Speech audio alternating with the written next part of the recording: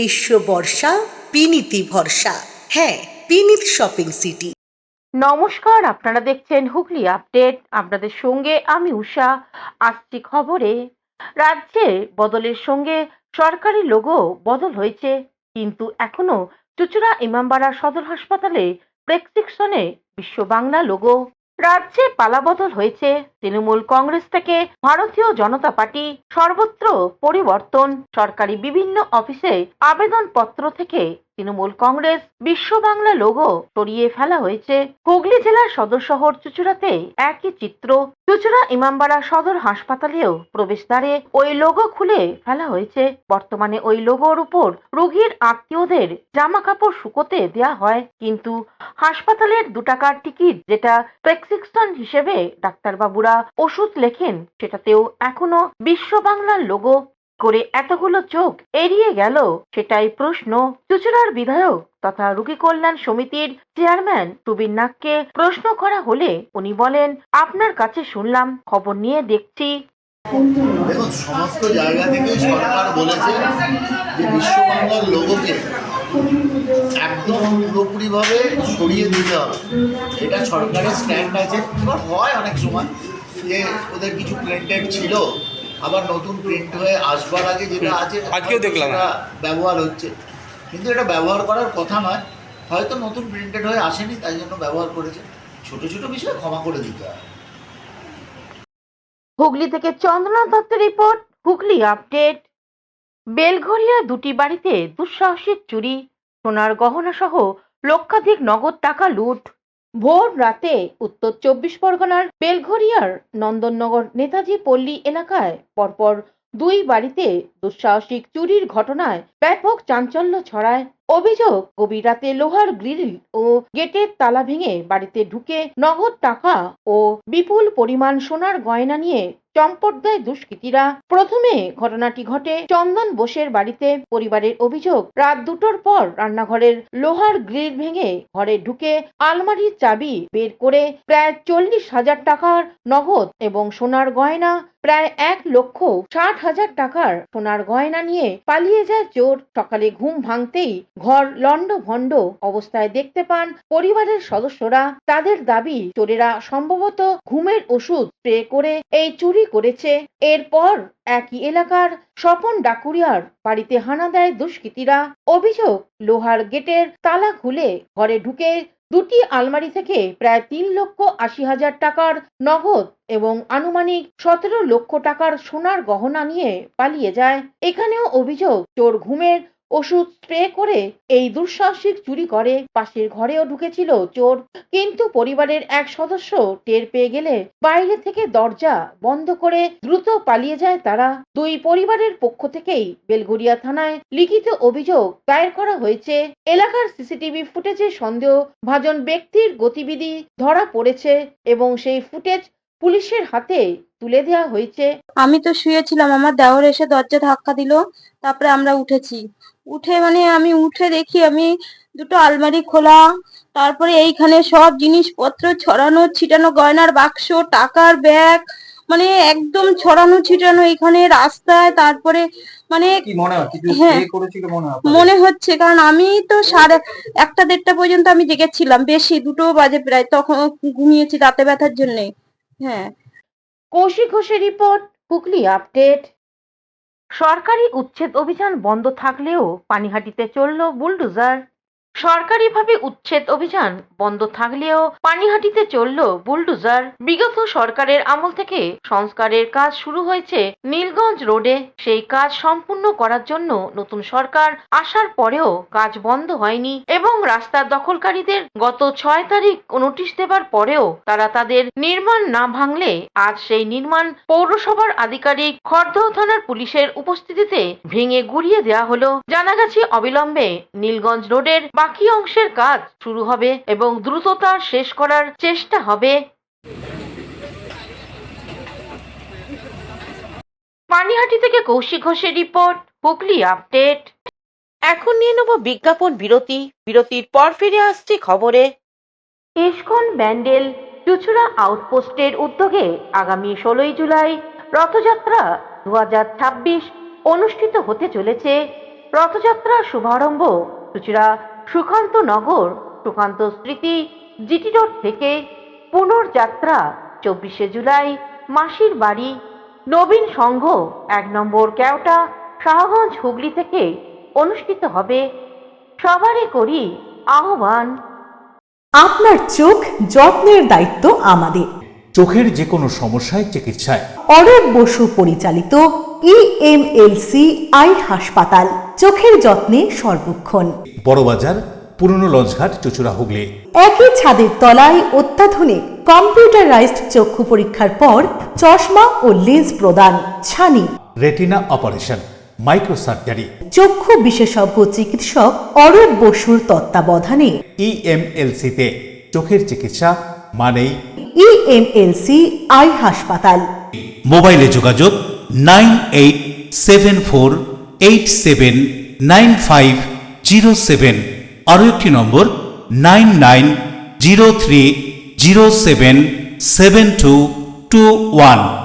এছাড়া 9875466020। ELMC is a holistic weekend destination for friends, family, and couples and offers magic to soothe your body, mind, and soul.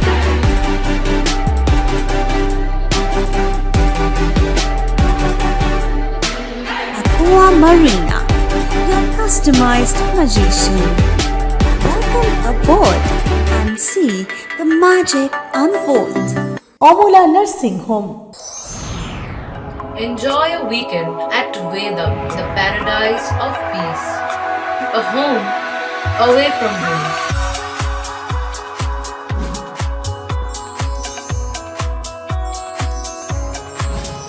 See yourself resonating with the nature. Vedam welcomes you to create your best memories. বিরতির পর ফিরে এলাম খবরে। চুঁচুড়ায় শুরু হলো HPV টিকাকরণ কর্মসূচি। জরায়ু ক্যান্সারের প্রতিরোধে বড় পদক্ষেপ স্বাস্থ্য দপ্তরের। মহিলাদের জরায়ু ক্যান্সার রোধে সরকারের উদ্যোগে সম্পূর্ণ বিনামূল্যে 14 থেকে 15 বছর বয়সী বালিকাদের ভ্যাকসিন দেওয়া শুরু হয়েছে সারা দেশে। এর আগে চুঁচুড়া হাসপাতালে এই ভ্যাকসিন দেওয়া হলেও হুগলি চুঁচুড়ার পৌরসভার উদ্যোগে স্বাস্থ্য কেন্দ্রে আজ প্রথম এই ভ্যাকসিন দেওয়া শুরু হলো।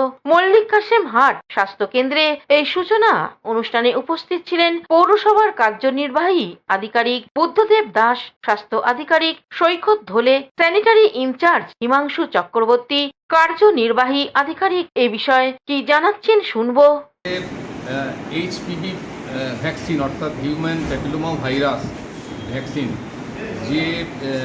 যে রোগের জন্য অর্থাৎ জরায়ু ক্যান্সারের জন্য বহু মেয়ে পরবর্তী জীবনে মানে তার বেশি বয়সের দিকে ক্যান্সারে আক্রান্ত হয়। এটা আমাদের দেশে প্রচুর হয়। তো এটার প্রোটেকশন এখনও পর্যন্ত সেভাবে ছিল না যাতে না হয়। সেটা সরকারিভাবে এই এইচপিভি ভ্যাকসিন দেওয়া চালু হয়েছে। আমাদের এই পৌরসভা এলাকা আজকে আমরা প্রথম এখানে করছি, যদিও এর আগে ডিস্ট্রিক্ট হসপিটালে হয়েছে। তো আমরা এখানে যে প্রথম শুরু করছি। তো আমাদের মধ্যে উপস্থিত রয়েছেন আমাদের হেলথ অফিসার ডক্টর ধোলের উপস্থিত রয়েছেন, আমাদের senior officer doctor Himanshu Chakraborty রয়েছেন, আমার স্যানিটারি ইন্সপেক্টর নিরঞ্জন মণ্ডল রয়েছেন এবং আরও অনেক আমার সহকর্মীরা রয়েছেন। এখানে নার্স দিদিরা রয়েছেন, ডাক্তারবাবুরা রয়েছেন। তাদের উপস্থিতিতে একটা অনুষ্ঠান করে আমরা শুরুটা করলাম, যে একটা প্রচার হোক যে এই প্রথম টিকা নিয়ে কি অনুভূতি জানালো উর্বশী রাউত। ভালো হলো, আমি নিলাম, এটা আমার প্রোটেকশন হয়ে গেল একটা, কি আগে যে আমি ভালো মানে কি থাকবো। আমি জানাই কি সবাই এটা ভ্যাকসিনটা নেয় 14-15 ব্যাস। তো আমার বন্ধুরা থেকে আমি জিজ্ঞাসা করলাম কি তুমি এইটা ভ্যাকসিনটা নিবে, তো ও বললো কি না আমি নিব না, কি এইটার মধ্যে কি হবে কি হবে না আমি জানি না। তো আমি বললাম কি ঠিক আছে আমি একবার নিয়ে। হুগলি থেকে সৌমিত্র সিনহা ও চন্দ্রনাথ দত্তের রিপোর্ট, হুগলি আপডেট। গঙ্গার এপার ওপারে দুর্গাপুজোর খুঁটি কাঠামো পুজোর পাশাপাশি পুজোর লোগো উদ্বোধন হলো উল্টো রথের দিন। জগদ্দলে গোলঘর পার্কের গোলঘর অধিবাসী বৃন্দের দুর্গাপূজা এবছর ৭৮তম বর্ষে পদার্পণ করেছে। সেই দুর্গাপূজার খুঁটি পুজো আয়োজিত হলো শুক্রবার। উপস্থিত ছিলেন রাজ্যের শ্রম ও পরিবহন মন্ত্রী অর্জুন সিং। এবারে গোলঘর অধিবাসী বৃন্দের দুর্গাপূজা তৈরি হচ্ছে কেদারনাথ মন্দিরে অনুকরণে। খুঁটি পুজো প্রসঙ্গে সিং এক সাক্ষাৎকারে জানান, सब पे बना रहे और जो तो हम लोग के कमेटी का नाम ही है गोलघर आदिवासी बिंद, तो हम इसीलिए इस बार केदारनाथ को थीम चुने हैं। बाबा सबके ऊपर कृपा करें। आज हमारे खूंटी पूजा में माननीय मंत्री अर्जुन सिंह महाशय आए थे। ये सौभाग्य है हम लोग के लिए कि उनका कीमती समय हम लोग को मिला, क्योंकि उनका तो आप जानते ही हैं मंत्रालय में काफी व्यस्त शेड्यूल है, लेकिन उसमें भी उन्होंने समय निकाल के आज हमें खूंटी पूजा के लिए समय दिया। इसके लिए हम पूरी कमेटी उनका धन्यवाद करते हैं। কোনো অসুবিধা নেই, বাবার থিম হচ্ছে লাইটের উপরে থিম আছে। সাহিত্য সম্রাট বঙ্কিমচন্দ্র চট্টোপাধ্যায়ের রচিত অমর সঙ্গীত বন্দে মাতরমের ৭০০ বর্ষকে স্মরণীয় করে তুলতে এক অনন্য ভাবনা নিয়ে এবারে ৭৬তম দুর্গোৎসবের প্রস্তুতি শুরু করল চুঁচুড়ার ঐতিহ্যবাহী আজাদ হিন্দ ক্লাব। উল্টোরথের পুণ্যতিথিতে বৈদিক মন্ত্র উচ্চারণের মধ্য দিয়ে সকালে অনুষ্ঠিত হলো প্রারম্ভিক খুঁটি পূজা। সন্ধ্যায় এক মনোজ্ঞ সাংস্কৃতিক অনুষ্ঠানের মাধ্যমে আনুষ্ঠানিকভাবে উন্মোচন করা হয় এবারে দুর্গাপুজোর থিম। অনুষ্ঠানে উপস্থিত ছিলেন চুঁচুড়ার বিধায়ক সুবীর নাগ, বিশিষ্ট সমাজসেবী গৌতম চট্টোপাধ্যায়, চিকিৎসক ডাক্তার অরূপ কুমার বসু এবং এলাকার অসংখ্য বিশিষ্ট ব্যক্তি ও পল্লীবাসী। এবারের মূল ভাবনা বন্দে মাতরম, যে চুঁচুড়ার জোড়াঘাট সংলগ্ন বঙ্কিম ভবনের মাটিতে জন্ম নিয়েছিল এই অমর সঙ্গীত। এই ক্লাবের সম্পাদক সপ্তর্ষি বন্দ্যোপাধ্যায় এক সাক্ষাৎকারে জানান, বড়বাজার আজাদ হিন্দ ক্লাব প্রত্যেক বছরই এক অনন্য রূপরেখা স্থাপন করে দুর্গাপুজোকে কেন্দ্র করে। প্রথম কথা, বড়বাজার আজাদ হিন্দ ক্লাব দীর্ঘ 15 বছর ধরে এলাকাবাসীর কাছে বঞ্চিত ছিল। আমরা দেখেছি বড়বাজার আজাদ হিন্দ ক্লাবে বিপুল টাকা ব্যয় করে পূজা হলে হয়তো পূজা হয়েছে, কিন্তু সেভাবে যোগ সংযোগ ছিল না আমাদের পল্লীবাসীর কাছ থেকে।